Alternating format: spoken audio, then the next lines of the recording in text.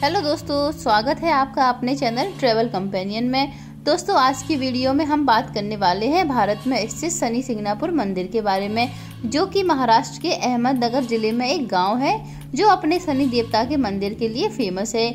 यहाँ पर शनि देव का एक बहुत ही विशाल मंदिर बना हुआ है। यहाँ पर शनि भगवान की स्वयंभू मूर्ति एक काले रंग के पत्थर के रूप में है। यह मूर्ति संगमरमर के एक चबूतरे पर खुले स्थान पर विराजमान है। दोस्तों, शनि सिंगनापुर के बारे में एक बात बहुत ही ज्यादा प्रसिद्ध है कि यहाँ पर यानी कि शनि सिंगनापुर में जितने भी घर होते हैं उनके घरों में दरवाजे तिजोरियाँ नहीं होती हैं, क्योंकि यहाँ पर चोरी की घटनाएं नहीं होती हैं। दोस्तों, ऐसा माना जाता है कि जो भी यहाँ पर चोरी करता है उसको स्वयं शनिदेव दंड देते हैं।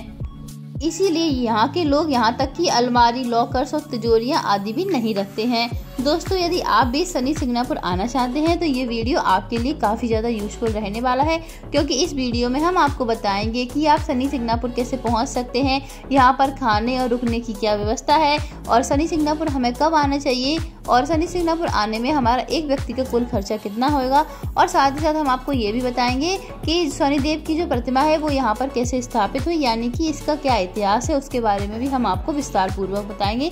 तो चलिए फ्रेंड्स, वीडियो शुरू करते हैं। तो चलिए फ्रेंड्स, सबसे पहले बात करते हैं कि हम यहाँ पर कैसे पहुँच सकते हैं। तो दोस्तों, आप यहाँ पर बाई ट्रेन, बाई फ्लाइट या फिर बाई बस भी आ सकते हैं। दोस्तों, अगर आप यहाँ पर बाई ट्रेन आना चाहते हैं तो यहाँ का जो नज़दीकी रेलवे स्टेशन है वो है राहुरी और अहमदनगर। राहुरी से मंदिर की दूरी करीब 32 किलोमीटर की है और अहमदनगर रेलवे स्टेशन से मंदिर की दूरी करीब 35 किलोमीटर है। दोस्तों, इसके अलावा आप यहाँ पर महाराष्ट्र के श्री रामपुर रेलवे स्टेशन या फिर शिरडी रेलवे स्टेशन पहुँचने के बाद भी मंदिर तक आ सकते हैं। श्री रामपुर से मंदिर की दूरी करीब 54 किलोमीटर की है और शिरडी रेलवे स्टेशन से मंदिर की दूरी करीब 75 किलोमीटर की है। स्टेशन के बाहर से ही आपको टैक्सी या फिर ऑटो वगैरह मिल जाएंगे जो आपको मंदिर तक आसानी से छोड़ देंगे। अब बात करते हैं फ़्लाइट की। दोस्तों, अगर आप यहाँ पर बाई फ्लाइट आना चाहते हैं तो यहाँ का जो नियरेस्ट एयरपोर्ट है वो है औरंगाबाद और पुणे एयरपोर्ट। औरंगाबाद से मंदिर की दूरी करीब 85 किलोमीटर व पुणे एयरपोर्ट से मंदिर की दूरी करीब 150 किलोमीटर की पड़ जाती है। एयरपोर्ट पहुँचने के बाद आपको टैक्सी वगैरह मिल जाएगी जो आपको मंदिर तक आसानी से छोड़ देगी। चलिए दोस्तों, अब बात करते हैं बस की। दोस्तों, आपको बता दें कि महाराष्ट्र में MSRTC बसों की जो कनेक्टिविटी है वो बहुत ही अच्छी है। आपको नासिक, औरंगाबाद, पुणे और मुंबई से स्टेट ट्रांसपोर्ट की बसें शनि सिंगनापुर के लिए मिल जाएंगी, तो आप बाई बस भी आसपास के शहरों से शनि सिंगनापुर पहुंच सकते हैं। दोस्तों, यहाँ पर मैं आपको बता दूं कि शिरडी आने वाले ज़्यादातर भक्त पहले शिरडी साईं बाबा के दर्शन करते हैं, उसके बाद शनि सिंगनापुर जाकर शनिदेव के दर्शन करते हैं। तो आप यदि शिरडी से शनि सिंगनापुर जाना चाहते हैं तो शिरडी से शनि सिंगनापुर की जो दूरी है वो करीब 70 किलोमीटर की है। अगर आप वहाँ पर बाई बस जाना चाहते हैं तो आपको शिरडी बस स्टैंड से शनि सिंगनापुर के लिए बस सुबह 6 बजे मिल जाएगी, जो आपसे करीब 100 रुपये चार्ज करेगी और आपको शनि सिंगनापुर ड्रॉप कर देगी। वहीं अगर आप शिरडी से शनि सिंगनापुर टैक्सी या फिर ट्रेवल टेम्पो के द्वारा जाना चाहते हैं तो आपको शिरडी साईं मंदिर के सामने हाईवेज रोड पर बहुत सारे ट्रेवल एजेंट्स और उनकी गाड़ियां मिल जाएंगी, जो आपसे करीब 200 रुपये चार्ज करेंगे और आपको शनि सिंगनापुर दर्शन करा के 5 घंटे में आपको वापस शिरडी ड्रॉप कर देंगे।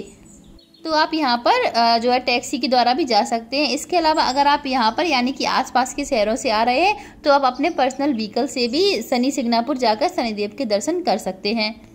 दोस्तों, जब आप शिरडी से शनि सिंगनापुर जाएंगे तो आप रास्ते में आपको बहुत सारे यहाँ पर ढाबे वगैरह मिलेंगे, तो वहाँ पर आप अपनी गाड़ी रोक सकते हैं। वहाँ पर आप चाय, नाश्ता या फिर ब्रेकफास्ट भी कर सकते हैं। इसी के साथ आपको यहाँ पर एक बहुत ही यूनिक चीज़ देखने को मिलेगी, जो कि बहुत ही पुराने और ट्रेडिशनल महाराष्ट्रियन स्टाइल में गन्ने का जूस है, जिसमें एक लकड़ी की चरखी पे गन्ने को डाला जाता है और फिर बैल के गोल गोल चलने से इसका रस निकलता है, जो कि यहाँ पर जो गन्ने का जूस मिलता है वो 100% प्योर होता है। इसे आप जब भी जाएं तो एक बार जरूर ट्राई करें।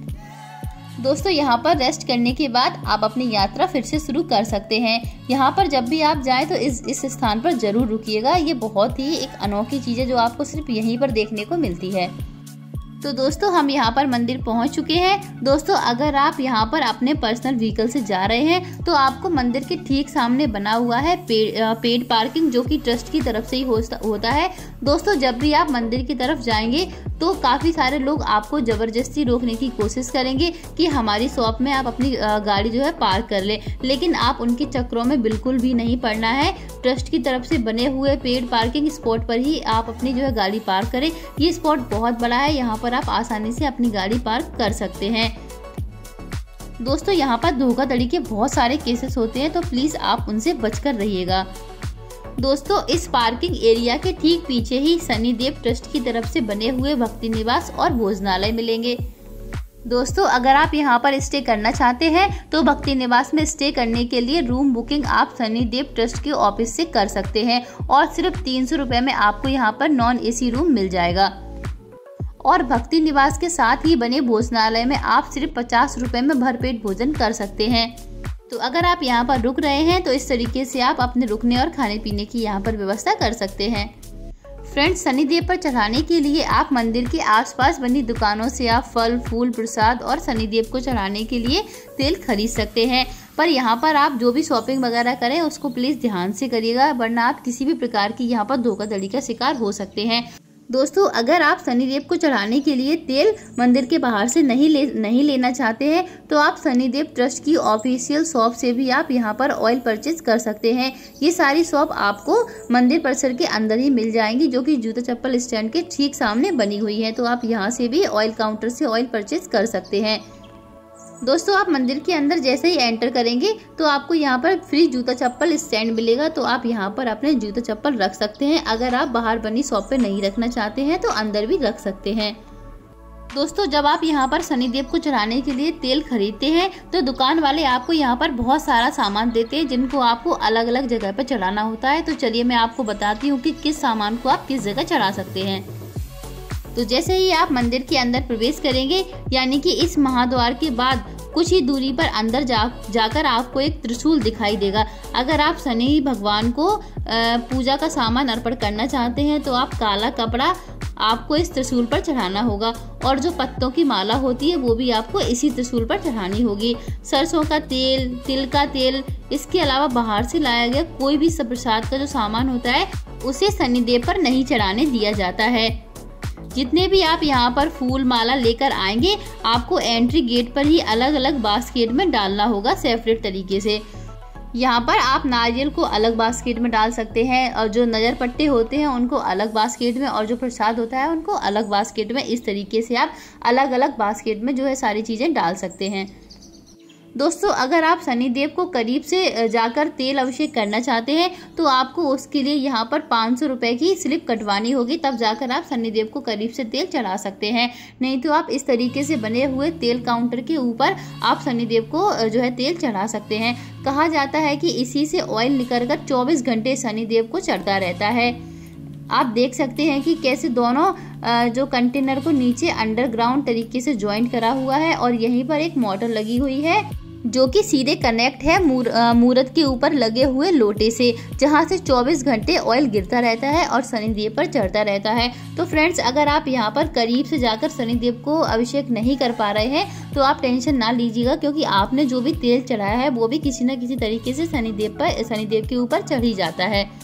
दोस्तों यहाँ पर भगवान शनिदेव बिना किसी मंदिर और छत के खुले आसमान के नीचे विराजमान है। भगवान शनिदेव का सिंगनापुर गांव में स्थापित होने का जो इतिहास है वो लगभग 400 साल पुराना है। तो चलिए हम इसके इतिहास के बारे में भी बात कर लेते हैं। पौराणिक कथाओं के हिसाब से 400 साल पहले जब यहाँ पर बाढ़ आई थी तो यहाँ पर बहते हुए एक शिला यानी कि पत्थर नदी के किनारे आ गया था, और जब किसी गांव निवासी ने इसे देखा तो लकड़ी से उसे छूने की कोशिश करी, और उसके बाद उस पत्थर पर एक चोट का निशान बन गया। दोस्तों उसी रात गांव में किसी व्यक्ति को शनि महाराज ने सपने में दर्शन दिए और अपने होने की जानकारी दी। लगभग 100 लोग उस शिला को उठाने के लिए एकत्रित हुए, लेकिन कोई उसे उठा नहीं पाया, यहाँ तक कि हिला भी नहीं पाया। तब एक बार फिर शनिदेव ने गांव के ही किसी व्यक्ति को फिर से सपना दिया और कहा कि इस शिला को सिर्फ मामा और भांजे की जोड़ी ही उठा सकती है। तब मामा भांजे की जोड़ी उस शिला को उठाकर सिंगनापुर गांव आए, और वो बैलगाड़ी जिस जगह पर रुकी वहीं पर उस मूर्ति को स्थापित कर दिया गया, यानी कि जो शिला थी उसको उसी स्थान पर स्थापित कर दिया गया। और प्रेजेंट में पूरे देश में ये शनिदेव का प्रमुख पूजा स्थल है।